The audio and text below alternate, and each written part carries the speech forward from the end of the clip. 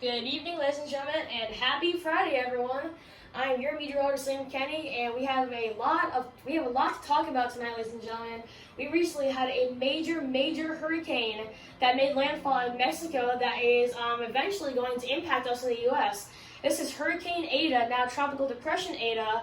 This current graphic is showing you pretty much the overview of the landfall it had. Now look at this. It was a Category 4 hurricane with maximum sustained winds of 140 miles per hour. Just look at that, ladies and gentlemen. 140 mile per hour Category 4 hurricane. A major hurricane. Okay? This was unbelievable. I believe this was the 4th major hurricane that has made landfall this year. But this was a major hurricane. It made landfall about 15 miles south of this location. I really don't know how to say it, so I'm not going to say it because I don't want to upset anybody. But just know that it made landfall about 15 miles just southeast of this location on November 3rd at 4 p.m. Eastern Time, okay? So here's a little bit of history about this storm. As you guys can all guess, it started as a tropical depression way out here. It remained a tropical storm all the way throughout right here. And then it became a Category 1 hurricane. Right where this red is at, this is the duration of time that it stayed at Category 1. But then, as it switched to that purple, it became a Category 3 hurricane or higher. So all of you at home can definitely see that it was heading really west for a while, and then it kind of started to take a southwestern turn, and then it made landfall once again as a Category 4 hurricane. And then it is still impacting, believe it or not, some portions of Mexico. It is now a tropical depression with maximum sustained winds of around 35 miles per hour. I'm going to give you guys all the details on that. But here are the estimated rain totals. Now, what I really want you all to understand is right where that white is, that's over 2 feet of rain. And not to add on the storm surge, but we are looking at catastrophic numbers of storm surge and also rainfall. So pretty much anywhere in this area got a big swath of just really heavy rain.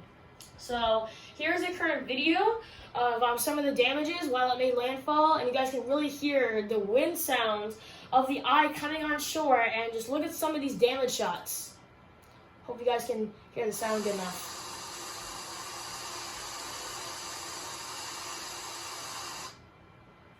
Oh, come on, stupid computer. Come on. Give it a second, y'all. Computer these days. There we go.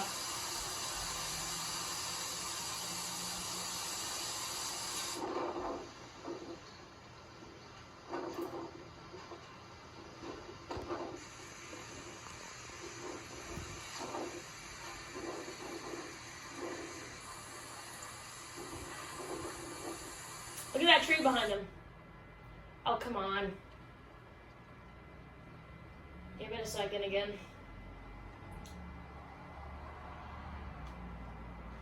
Might consume too much time. Come on. Yeah, it's gonna consume too much time, guys. I don't want my video to be too long. Oh. Come on, you're gonna come on, you stupid thing. Hang on, guys. Stupid thing. So sorry about this, guys. Sorry about that. So all you guys at home could see just the amount of rainfall. That wind-driven rain is always a big factor with these tropical systems, and that's what some people got for several days, guys. Can you imagine that? Several days of wind-driven rain, several feet of rain. So this is part of one of my videos tonight. I'm actually going to be doing 2 parts so that way my video isn't too long. In my next part, I'll be giving you guys all the details on what the storm is, where the storm is right now, all the details on that, and also on the details of what it's going to do to the U.S. So stay tuned for that, and I'll be right back. Good evening, and welcome back, ladies and gentlemen. In the last part of my video, I gave you guys all the information about the storm, when it made landfall, and also you guys saw that video of it making landfall with all that wind-driven rain. But now I really want to get into where the storm is at right now and what the current impacts are. So here's the latest advisory from the National Hurricane Center. As you all can see, we currently have a 35 mile per hour tropical depression on our hands. and it's currently moving to the northeast at around 8 miles per hour. And as you all can see on this track right now, they are forecasting this to be a tropical storm by tomorrow morning, because all of you know that once the storm gets up to 40 miles per hour, it becomes a tropical storm. So this thing really won't stay a tropical depression for much longer. But as we get into Sunday and Monday, this thing will really strengthen to a 65 mile per hour tropical storm by Monday morning. And by that time, you will start to feel some of the impacts along the Florida Keys, and also on the western and eastern coasts of Florida.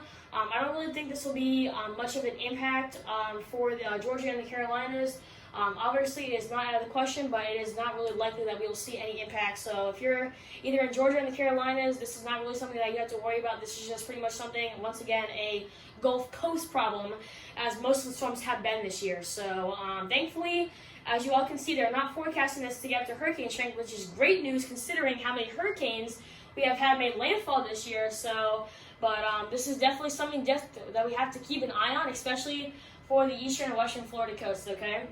Now, because the storm will be strengthening, they have issued tropical storm warnings for the northern and southern coasts of Cuba. As you head more to the west, you have tropical storm watches. But anywhere along this area, you definitely have to be ready for tropical storm conditions. Now, I'm not going to stay on this graphic too much longer, because I really want to get into my other graphics, because I have a lot of graphics to show you all. But I really want you guys to realize that we're currently watching two areas of pressure. We have a low pressure back to the west that is currently pushing everything to the east, and we have an area of high pressure in the north that's currently pushing everything to the west. Now, here's the current jet stream pattern. Obviously, you got those two areas of pressure right there. This area of low pressure is followed by pretty much a disturbance that is coming out from Canada, and it's bringing a lot of rain. But what it's also doing is it's making a big trough in the jet stream pattern, bringing it all the way back to the north. And once Eta gets over here, it's really not going to be able to go anywhere, because you got this area of high pressure pushing everything to the west, and you got this area of low pressure pushing it this way. So it's pretty much going to get caught up in both of these systems. And once it gets into this area, it's really not going to be able to move that much.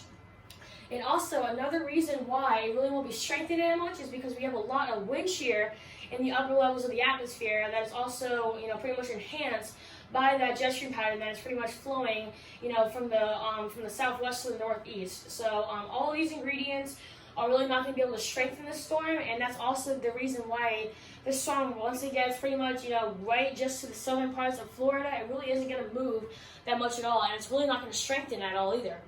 So here are the spaghetti models.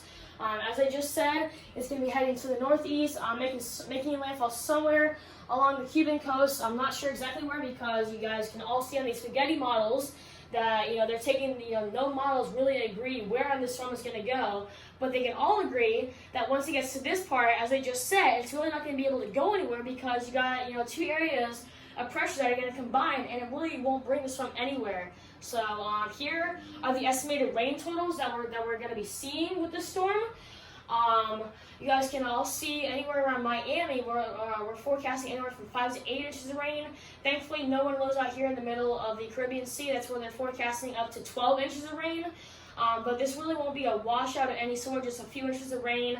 You all know that, thankfully this storm won't be like many other storms. It'll be a slow mover and a big rain dumper, but thankfully they are forecasting this thing to be a hurricane, so it won't be a big wind event. It'll just be somewhat of a rain event.